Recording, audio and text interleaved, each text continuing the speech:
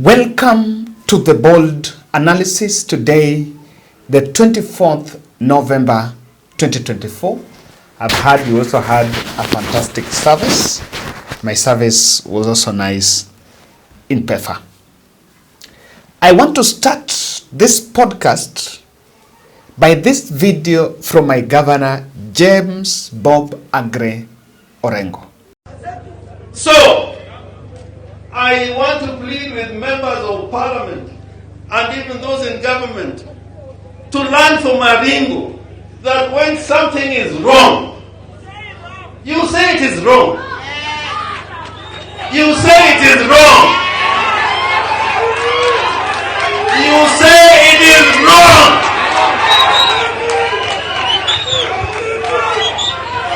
And I want to ask our people, you better swim. Listen to me. You better swim in the open sea with a fish than fight in the mud with swines. We are being made dirty by swines. What Orengo is talking about is rigidity. And that is what is at the center. That is what I want to look at in this podcast. What Orengo is saying is that what is wrong is wrong. Whether you take it or not, it is wrong. I'm going to look at that in the context of what Rigathi Gachagua revealed today in Mount Kenya. And why I believe that rigidity is crashing government down, that he will really live to regret that. I'll demonstrate to you more about that. But before I do that, the danger of rigidity. We are asking you to help us reach 100,000 subscribers. Kindly subscribe. We have 93,900. Now we need 6,100 to reach 100,000. Subscription is absolutely free, and even your email is safe because it can't be accessed. Remember also that when you subscribe, you'll be able to get timely update about our videos. Now, this month of November, now I want us to urgently help these two gentlemen. Edison and Harrison are from Watamu, according to what Pastor Simon Kuri has informed me. They were being supported by a good Samaritan. They are crippled. Wow, they are twins, but they are crippled. So our tembe, ndio maana unaona they are using those wanatumia wheelchair. Now, they're being supported by Samre Mwema, who gave them he's supposed to amewatoa until 28th of November. On Thursday, wanafaa kuwa wametoka. Now, one of the local churches there gave them land mahali. Now, they started putting up a structure that has stalled. So, I want us to support these two gentlemen, Harrison and Edison. Nimwambia I'll be going to Watamu on Wednesday to build them that house. Tuanze, tukimaliza Thursday, waingie jioni. That will be our November project. That is disability care. By the way, the case is very, very concerning. And I want just to get a soundbite from Edison. Mimi Edison.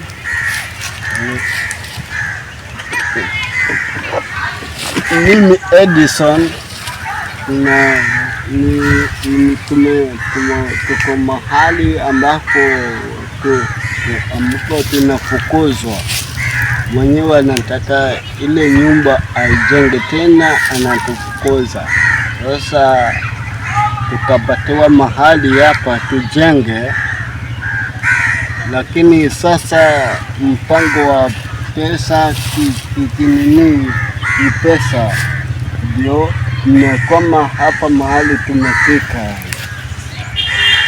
So nataka msaada, mtusaidie ili tuendelee kujenga mahali hapa, tuwe tukiishi mahali hapa ni hivyo.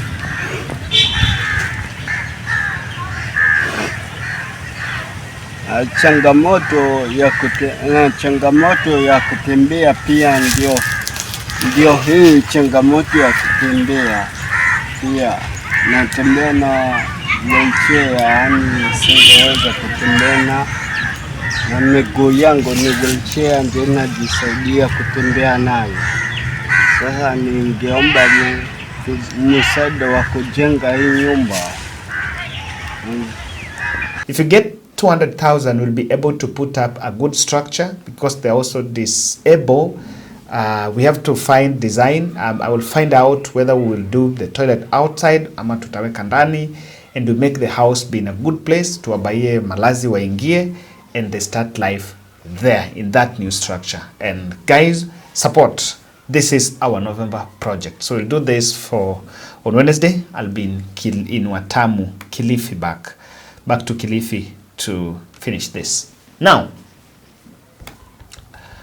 Rigathi explains in Mount Kenya how the cabinet feared President Ruto, and they are just in agreement, and he's saying that no one would dare tell the president the truth. The church must take up that space and speak for the people. Tumeona ile Catholic bishops wameongea, tumeshukuru sana. PCA, Anglican, hata Wakorino juzi wameongea. And we depend on the church because the level of impunity that has been in this country imekuwa juu sana. Hii maneno ya Adani na zile zingine ndio ilifanya mimi na rais tukakuwa hatuelewani. Because pale katika cabinet ilikuwa ni mimi peke yangu naweza mwambia rais ukweli. Wengine wote ni waoga. Akikodoa macho namna hii wote wanaenda chini. Hata mawaziri walikuwa kitu hawataki wananiambia niseme. Nobody can tell the president this is not right or what the people feel. Mimi nilimwambia Rais William Ruto hii maneno ya Adani, it is shady. Iko na ukora. This is auctioning the country. And the people, Mr. President, don't want it. Akanichukia. Ikasemekana ati mimi napinga miradi ya serikali. Sasa ufisadi ni miradi wa serikali? That is corruption. It's not a government program. Mimi nilipelekwa pale Senate. Mlisikia mashitaka? Ati mimi nimekosea rais heshima kwa sababu kuna mambo zingine mimi napinga. Hii maneno ya Adani nilisema ni mbaya. Hata saa hii president amesema ni mbaya. Hakukuwa na haja ya kumpigia makofi kwa sababu haikutoka kwa roho yake. Hiyo ilikuwa ni maneno ya Amerika. He only responded after that suspect was indicted in the United States. It did not come from his heart, so there was no need to clap for him. Mimi nauliza tu, I would like to ask my brother President William Ruto, kwa heshima kubwa sana, to take time to read the book of John, chapter 8, verse 31, which says, and you will know the truth, and the truth shall set you. Kuna watu within cabinet, they disagree with what the president says, or they feel what the president is saying is not the right thing, but they could not face William Ruto because the president is too rigid to listen. And he's saying that is part of the fallout. Falling out because I cannot agree with, I cannot take a different perspective. I've been saying that against a perception hapa nje that the government listens. Even on this matter of Adani, I agree with what Rigathi is saying, that William Ruto did not make his decision based on facts that he had. It was from what happened in the US, from the way these guys were inducted in the US. So there was no way government of Kenya was going to give them a clean bill of health. And it was actually a lot of influence from the US. Now, this is the big problem. When you have the monopoly of the truth, it looks too selfish. When you believe that you're the only person who is right and no one will have a different opinion that is right, this is a selfish position. And it is a very dangerous place to be as a leader. Let me ask you, if this is the approach, then do you think the intelligence can tell Ruto the truth, that the ground is hostile? Can they serve Ruto the truth? Or they must tell the president what the president wants to hear? You need to figure out. Sometimes some of these things that are said are there. A good example is the heckling in Embu. The heckling in Embu, I saw the governor of Embu, Cecil Mbarire, saying that some people from other regions of Mount Kenya organized the group to go and shame the president. But what Mbarire and the team around the president are not telling him is that the former deputy president who was impeached is coordinating a highly oiled campaign using a narrative of betrayal as well demonstrated in this video. Mlima, I told him, nikamwambia hii watu mimi nawajua, mimi ni mzee, I'm 59, naelewa hii watu ya mlima vizuri. Hao vijana wanatembea na hao, hawajui hii mlima, walimezaliwa juzi, wengine ni watoto ya Serelak. Hii mlima inakuanga namna hiyo. Ukiipatia heshima inakuheshimu. Ukiwatunza vizuri wanakutunza vizuri. Ukiwaonesha madharau wanakuonesha nini? And that is the mountain for you. And they don't shout a lot. They wait until the day unakuja kwa hao. Hao watu ya mlima hawezi kwenda kutafuta wewe Nairobi, wanakugojea mpaka ufi ama utuma, wanakuambia what their hearts are feeling. Hao watu ya mlima tulipatia president 87% of our vote, tukampatia 47% of his government. So saa ile tunaona watu wetu wanafutwa kazi, wanabomolewa kama wanyama, tunasikia vibaya sana. Mimi nilishtakiwa pale kwa Senate, nimekataa ubomoaji wa manyumba ya watu maskini, kwa sababu mimi na rais tulikuwa tumesikizana, tukipata serikali hatutabomolea watu. Sasa rais ameniambia mimi Rigathi Gachagua niende nikasimamie maskini wabomolewe. Mimi nikamuuliza rais, unanijua vizuri mimi nikasimamie watu wabomolewe? And let me tell you, mimi nilisema afadhali niende nyumbani kuliko kwenda kubomolea watu maskini. In fact, I have more peace of mind than those in government. I have more peace. Si mimi nimekuja hapa nimekubalika. That is the joy of a leader. Sasa wewe ukiwa kwa kiti, ukitumana kwa dollars watu wanasema isisomwe. Sasa huko kwa kiti ndio, lakini raia wanakataa. So it is not true, even in that church service. It is not true, and you can see the way things are happening. Rigathi going to Murang'a immediately after Moses Kuria is heckled, and he goes there and mocks the president and Kenya Kwanza the way they have been treated there. That is a well choreographed strategy. So the people telling Ruto Mulema is, and in fact I want to say that it is not what they're not telling the president here is, Mr. President, the former deputy president you impeached is telling the region you have betrayed them. So you need to find ways of undoing that betrayal. You need to go and defend your decision to change Rigathi so that people do not buy that narrative of betrayal. That is what they need to tell the president. Not when people heckle, you start getting some figures here saying so and so brought people to heckle. No, that one not helping. That one is not helping. Let me look at a post by Eric Ochanji. Our friend Eric Ochanji is saying something. Let's just look at that post, that Facebook post. Yes. People of the mountain, Stop telling us everywhere that the mountain is gone. So what?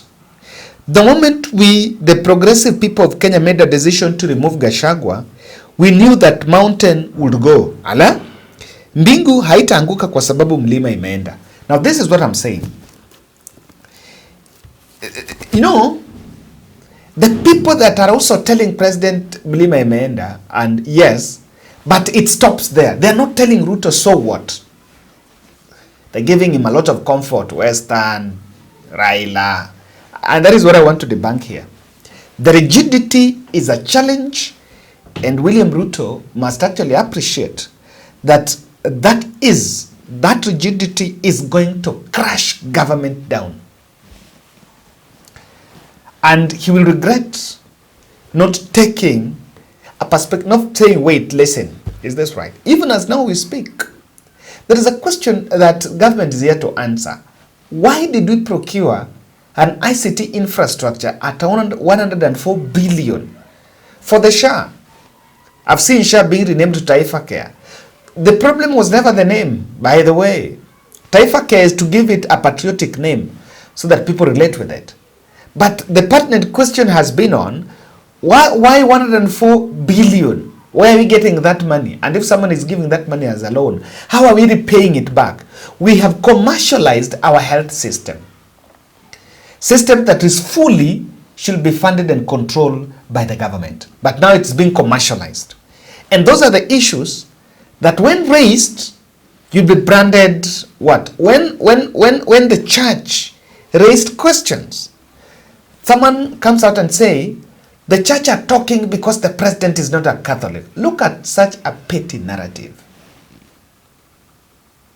When someone is talking, you are told they are talking because it is Ruto. And Ruto, you know, the last two presidents were from Kikuyu. So Mwai Kibaki and Uhuru were Kikuyu, they never criticize. They are criticizing him because he's not a Kikuyu. Look at that. Look at that. So, this aspect of rigidity, from what Govt is saying, it is very key. And I think they really need to think about it. Kindly, if you want to move office items from one place to the other, or you want to move your belongings from even to up country, you need to work with a professional company on logistics so that you can move smoothly and your treasures can be safe. That is why I propose to you, or rather I refer to you to top-mark movers. Top-mark movers are the best in town. The best. Simply the best. Contact them. Their number is there. 0719 17 43 93. Remember, we are also, in this month of November, we are building a house to Harrison and Edison, the two crippled brothers in Watamu, on Wednesday. I'm reaching out to you. 100 bob challenge. Ili nye utapata. Let's push through. We are pushing a budget of 200,000 so that we can do a good house. Because wow, hata ni disability. So I really want us to do the best for this. This will be a project for November. I normally tell you the new subscribers, once in a month, we pick one project and support a charitable project. And now, Harrison and Edison, the brothers are going to be our project for this month. I want us to look at this, and I want to tell you, I want to demonstrate for you that this standing is not, the rigidity is not going to be, it's not a very good thing.